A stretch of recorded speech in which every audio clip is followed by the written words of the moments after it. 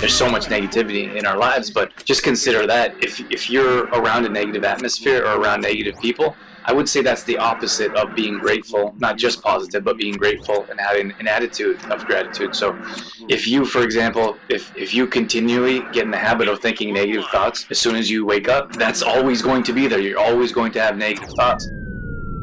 Welcome to Exploring Mind and Body with Drew Tadia. Drew is an expert in nutrition, fitness, lifestyle, and more. And he wants to help you live a healthier, longer, and more active life. Now here's your host, Drew Tadia. Welcome to another edition of nationally syndicated Exploring Mind and Body. Thank you so much for being here. Thank you for tuning in, for being a part of our True Form Life community. We're coming at you with a brand new show. We appreciate whether you're listening on terrestrial radio across the country or as a podcast around the world. We certainly wouldn't be here without you. So stick around. We got all that coming up. This is Exploring Mind and Body. Naturally improve your lifestyle one show at a time with your host, Drew Tadia.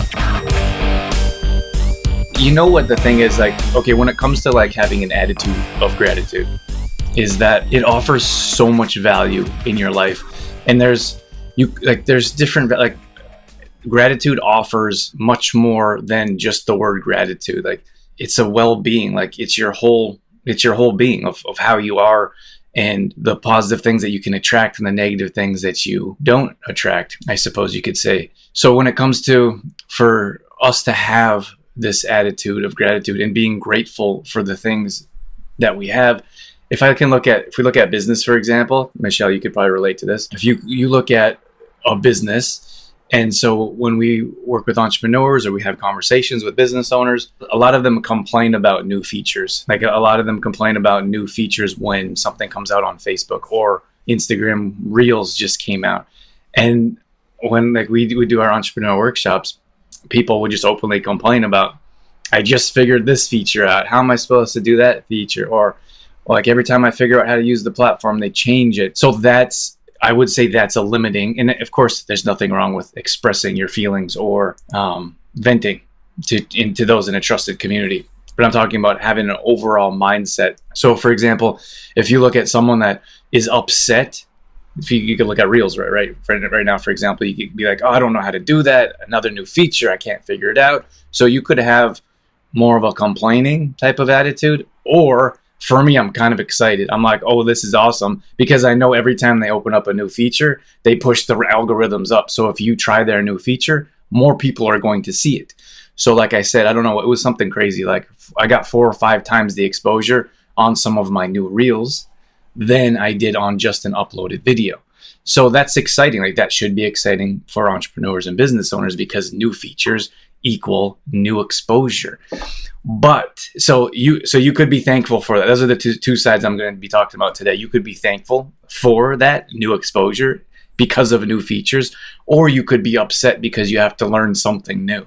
So those are two sides. But when you look at the realm of being grateful, it opens up so many different doors. So you can be happy, for example, that you can use new features and that you can reach a new audience, or you can be continually upset that there's always going to be new features. And that's how social media works, because someone else is going to come up with a new platform, or someone else is going to come up with a new feature, and then someone's going to steal or borrow that feature, and you're going to have to learn to use that. Could you imagine if social media didn't evolve and we were still using the same type of, not so much technology, but features as 10 years ago, for example?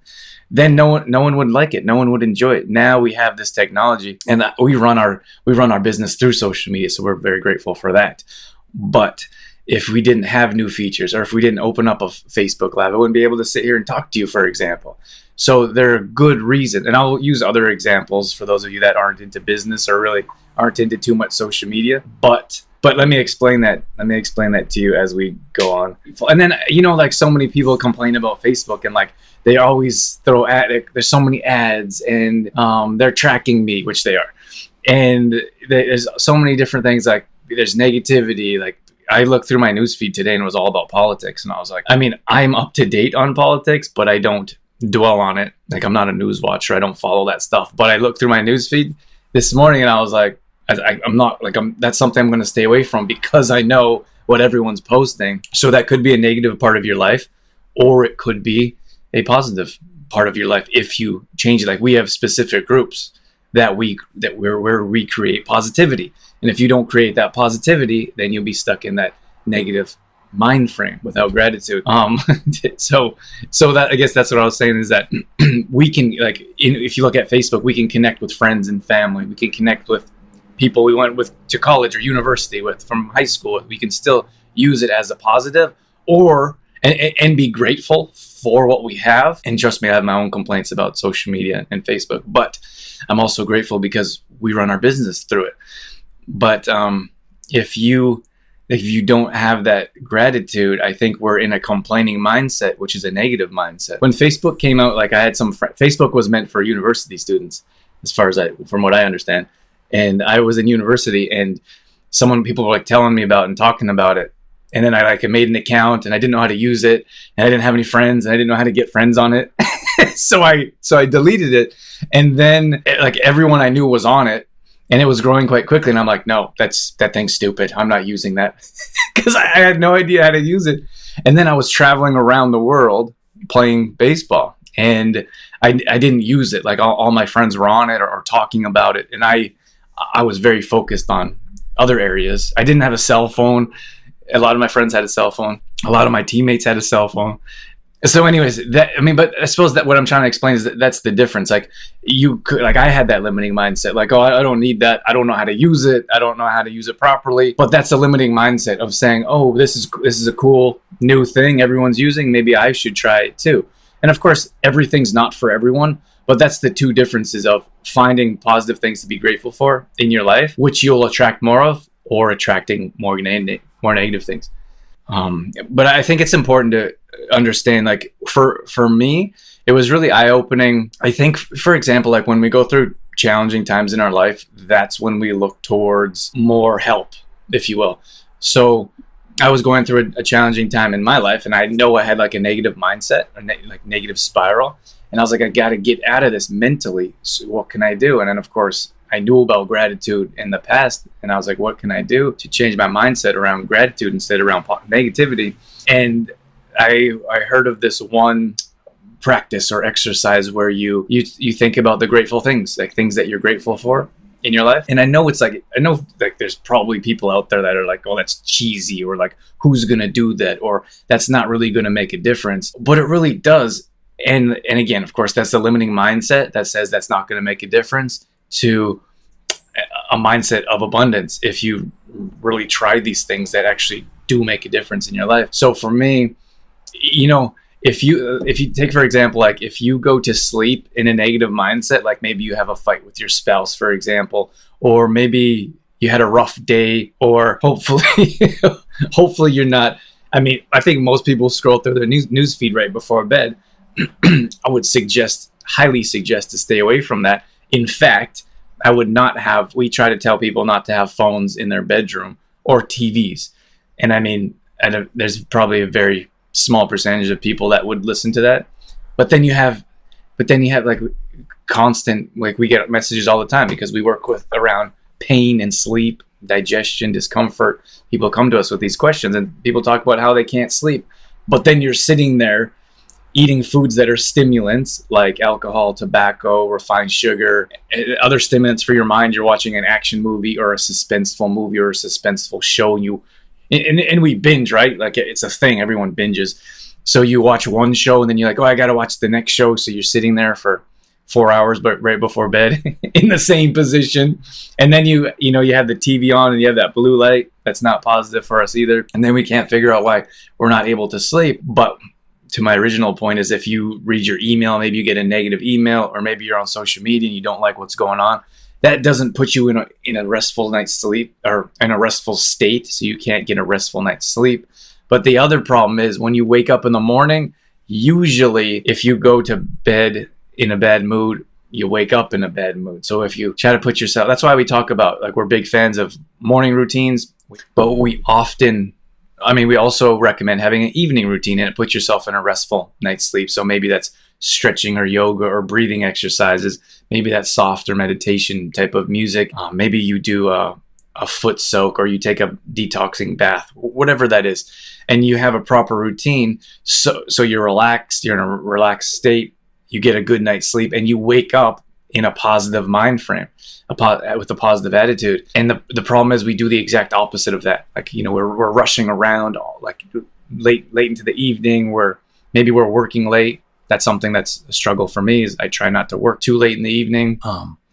But then then we're not able to sleep. Then we try to wake up from a restful night's sleep, which we don't have, and we're not in a great mood in the morning. So we wake up, half awake. We probably wake up late. You grab your coffee and pastry because you didn't wake up in enough time to make breakfast, and it's all around our mindset. So what I want to share with you is that for me, like this is a couple of years ago, but I wasn't like having a great time. Wasn't enjoying things in life. So I was like, I got to change this. So I thought, what if I tried this exercise of attitude of gratitude, which I thought, and it really made a difference. So what I did, what you do is, when you wake up in the morning, as soon as your feet hit the ground, you start listing things you're grateful for. So you try to list at least 3 to 5 things, and it doesn't matter what it is. It could be that you have a floor to put your feet on, and I really believe we take these things for granted in North America, in other parts of the world, of course, but we're so privileged. Like when we traveled to Sri Lanka. We were there for just over a month, and we saw all kinds of crazy things, like all kinds of things that is normal for them and is not normal for us. Like a wash machine, for example. I never knew what it was like to wash my clothes in the sink, and I had no idea how much like dirt would come out of clothing by hand washing. And like we take that for granted in most cases, but that's just something small that like we take for granted, like hot water, for example. Like when we were there, we showered in cold water for at least 2+ weeks. But we got to this one, I don't know what you call it, like not Airbnb, like or B, what do you call that, B&B, like bed and breakfast. And they had this unit the unit sits outside. I don't think they had like I don't know what you call it, piping. They didn't have like hot water tanks. There was like this little square thing that sat outside the shower. And I remember it was the first time that we had a hot shower in like just over 2 weeks, and we were so excited. We were like, "Oh my gosh, the water is hot!" So then you try not to like overuse. That's the kind of people we are. Like we didn't stand there till all the hot water was gone. That was so eye opening. Like that experience was such an eye opening experience to understand. Like especially when it comes to gratitude. Like there's so many things that we could be grateful for here. Like when we were there, they had terrorist attacks for the first time in like 20 or 30 years. I think, and I think the damage they did was more than, for whatever extent they had their own civil war going on there. And it was crazy. Like it was crazy. Just to step out the door, you had fear. Like I've never experienced anything like that myself. I was worried or concerned for the first time in my life, and it's almost emotional, that when I stepped outside the door, that could be the last time I stepped outside. We were actually supposed to go to one of the hotels where one of the bombs went off that same day. And we take so many things for granted. Like we take life for granted instead of being grateful. So when I step outside the door now because of that experience, or I walk down the street, it's something that small that you could be grateful for, that you feel safe walking down the street. And you're like, I'm not in fear for my life, or I don't think that I'm not going to walk back home, but at the end of the day. And there was a good amount of time. I'm much better now, but anytime someone would so what they did was they put bombs in backpacks, and they dropped the backpacks in hotels and churches, and they blew up and killed people. So anytime I would see a backpack, I would get like crazy anxiety and just be like, I'm full alert. I'd see a backpack, and I'd just be like, my spidey senses were like, "Wah!" And then anytime someone would leave a backpack, I would immediately naturally start walking the other way. Like someone put a backpack on the ground and be like, "Whoa." I'm out of here. And it's crazy, like, because you don't think about those things, and we don't think about those things here because most of us live in a safe place. And I mean safe place, I don't mean like someone's going to may rob the liquor store, but I guess what I'm getting at is that we could be grateful for so many different things. Like you could be grateful for feeling safe when you walk outside. When I talked about waking up and before your feet hit the ground, you start to think about the grateful things in your life. So for example, before I get up in the morning, I would actually sit up, and then I was like, oh, I started to get into that mind frame of my feet hit the ground, and I start to list things that I'm grateful for. And it puts your whole day in perspective. It puts your whole day into a different state. So, what was interesting though, is that I started to get into this routine. So before I would wake up, so of course you wake up, you're laying on your back or on your side, and you wake up, it's time to get up. And I would start to, my mind would start to list things that I'm grateful for before I even sat up and put my feet down. And that's how powerful our mind is. And that's why it's so important. I did a couple lives about positive people, allowing negative people to affect your life. And I got quite a few messages of people that said, thank you so much for bringing that up and offering some tips or suggestions or shining some light on that subject, because there's so much negativity in our lives. But just consider that if you're around a negative atmosphere or around negative people, I would say that's the opposite of being grateful, not just positive, but being grateful and having an attitude of gratitude. So if you, for example, if you continually get in the habit of thinking negative thoughts, as soon as you wake up, that's always going to be there. You're always going to have negative thoughts. So what I'm suggesting here is just giving this a try for a couple weeks or as long as you can, because naturally you're going to start finding positive things that you're grateful for. So when your feet hit the ground, you start thinking of things that you're grateful for. Maybe it's 2, 3, 4, 5 things. That's it. It could be that simple. It'll take you 10 seconds. And then from there, what's also interesting is that throughout the day, you'll also think of things that you're grateful for. And it's just that mindset. I don't know, mentally or psychologically where that comes from, but I feel like thoughts line up. So, for example, like when you go and buy a certain vehicle, you start to see those vehicles on the road, right? Am I right or wrong? What I'm saying is that you start to pick out these things. So that's what I'm talking about when it comes to things that you're grateful for. So you start to notice little things like, oh, I didn't realize that I'm grateful for this salad that I'm about to have, or this food or this meal, because a lot of people don't have a full meal. And like those that travel to overseas and to poverty-ish type of countries would know that. And I wouldn't know that unless I went to a place like that. But I think it's so powerful if you start your day thinking about the things that you're grateful for, because that will attract other things that you are grateful for, and then that will create more positivity. And of course, it's the exact opposite. If you start, and it happens, like I've been there myself, but I know it's coming, and I try to stop it as soon as possible. And that's not to say I don't have terribly negative, or angry, or frustrating days. I don't know, maybe it was a couple weeks ago that I got a bunch, I got 3 or 4 messages. They're all bad news, and some bigger bad news than others. And I was like, I'm done. And so I'm a napper. Many of you would know I take naps just about every day. And I usually take a nap. We're up at 4 a.m. up and at 'em, grind it out.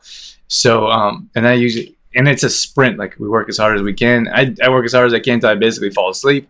And, given the day, of course, it always changes a bit, but it was like 10 in the morning. I usually nap early afternoon, and it was like 10 in the morning, and I was so frustrated and angry. I was like, I'm done. So I went on and I turned on a show, and I took a nap. I was like, I don't want to do today. Today's over. But I did feel better when I woke up. So I'm just saying, like we always try to portray like we're regular people too. Like we don't have great days all the time. But you try to work on that. It's a continual process of continuing to work through and try to have better days and try to have a better mindset.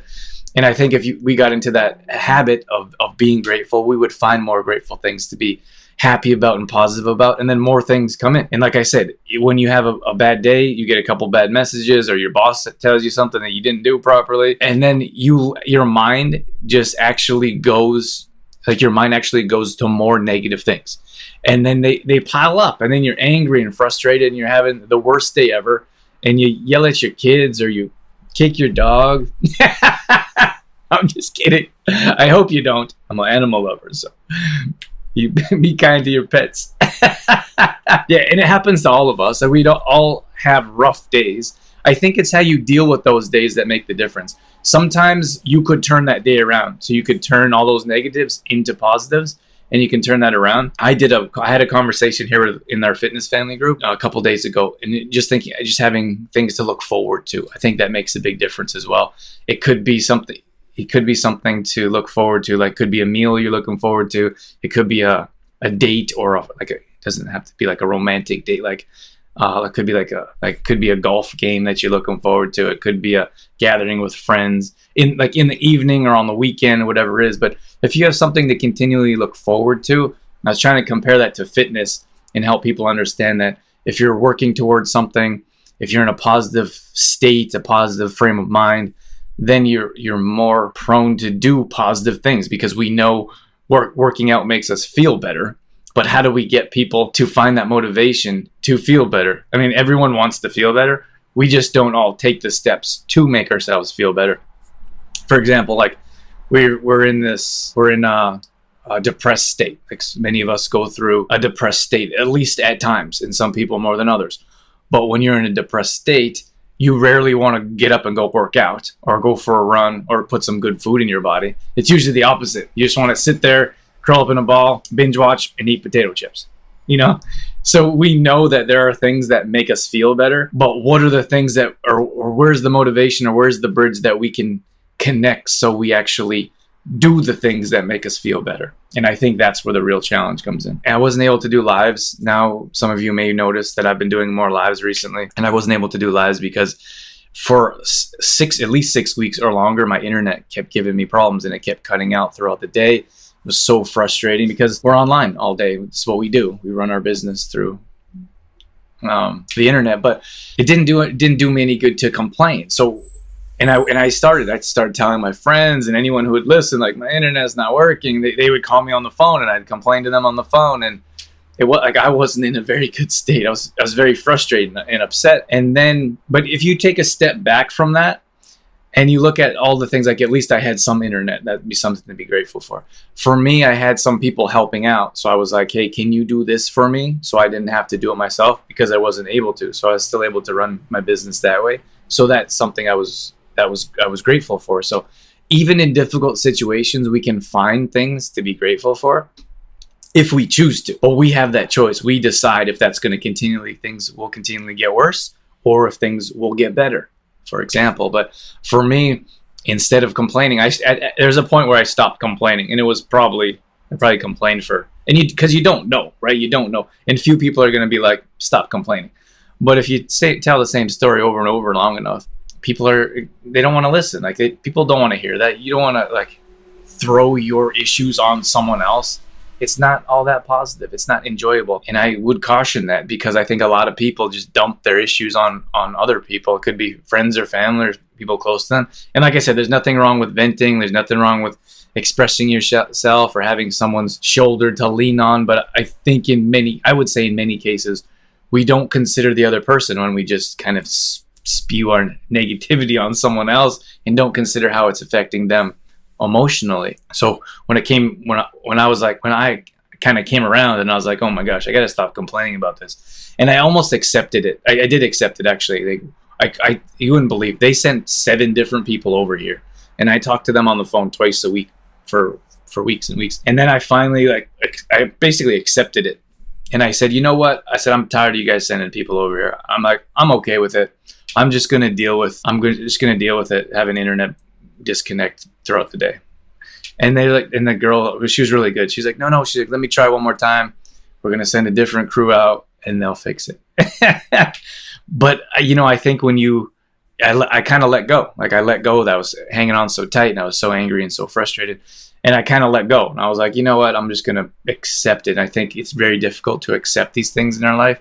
But once you do accept, things kind of seem to open up a little bit, it seems like. So for me, I started being more positive. I stopped complaining, and I was like, you know what? I'm not going to worry about it. I'm going to do the things that I can do. So I started to be grateful for the things that I had. And then I accepted, and then everything changed. And I don't think, I'm not one of those people that's like, why me? Or I don't very rarely feel like a victim, like, oh, this is only happening to me, because everyone's on more bandwidth. Everyone's working from home. Everyone's dealing with more issues. There's people that the kids are at home because they're not going to school. They don't even have computers. So compare that to, like, I had internet most of the time, would break out often when I was trying to do something. Very hard to do interviews, for example. But at least I could do them, or I could try to do them, or at least I had a computer. And those are the things that I found to be grateful for. In other situations, I think it would be easy for someone to complain or someone to continue to cause trouble. And you know what? When I talked to them on the phone, they were all really good. Like, it wasn't their fault. Most of them were trying to help. I only ran out of all the people I talked to, I've only talked to one individual that was kind of rude. But everyone else was trying to help, and all the people that they can't, wasn't their fault. They were trying to fix it. So when eventually I started calling and I said, I need to talk to a manager. And I wasn't angry, I wasn't upset. So as soon as I called, I said, I need to talk to a manager. I wasn't upset. They said, okay, what's the problem? And I said, connect me with the manager, please. Just because I kept told the same story over and over again. I was just tired of it. So then I started to get the same manager, and she was really good, and she was helping me out. But I talked to a half a dozen different managers, and there's a few of them that said, we're really sorry about this. They're like, I think you're handling the situation really well. Like, other people, like, they're yelling and they're irate, and she's like, that doesn't really help the situation. And I said, well, that's not going to do me any good. But I was terribly frustrated, and I didn't want to hear like, oh, we're going to try this or we're going to try that. I was like, just do it. Like, just fix the problem, whatever it is. So eventually they did, but those are the different situations I think that I can relate to. Is that if we wake up first thing in the morning and start to think about the things that we're grateful for, we will start to attract more things that we can be grateful for. It doesn't matter how big or how small. And then throughout the day, you'll naturally become grateful for things. And then if you have this mindset, it's constant. You're always working. I feel like we're always evolving as human beings. We never get there. The game's never over. You're always working. You're always trying to get better. You're always trying to change. And for us to be like, to remove that limiting mindset of the world is after me, and I'm always a victim, and I'm never going to be able to change my circumstance. It's just not true. And I don't think it's going to get us anywhere in life either. So I think that if we could continue to be more positive and find that positivity, and when the negative things come up, we can change our mindset, and we can work to having a positive day, even though things are negative. And if things don't work out and you have a terribly negative day, then that's what happens. Accept it instead of fighting it, because many times you fight it and then you continue to have it. So for example, like if you look at having a cheeseburger and fries and a Coke, or like, okay, that's done. It's over with after you had your Happy Meal. It's over with. But so many people carry that on for days afterwards. So you carry it on that evening, the next morning. You can't believe I had that. You got these crazy negative thoughts.